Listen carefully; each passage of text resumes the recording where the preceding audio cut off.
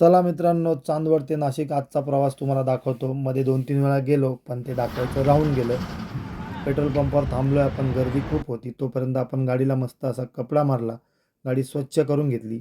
Patient गाडीमध्ये बसलेला आहे. आज त्यांची ड्रेसिंग आहे. शरद भेटला आपल्याला. शरद हे नाशिकला निघालेला आहे. छानपैकी नाशिकचे रस्ते चकाचक होत आहेत.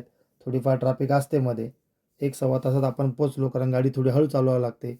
गाडी पार्क केली, दवाखान्यामध्ये सरांची वाट बघितली. वेळेत आपलं ड्रेसिंग दवाखाना म्हणजे लक फॅक्टर असतो, कधी लवकर तर कधी उशीर होतो.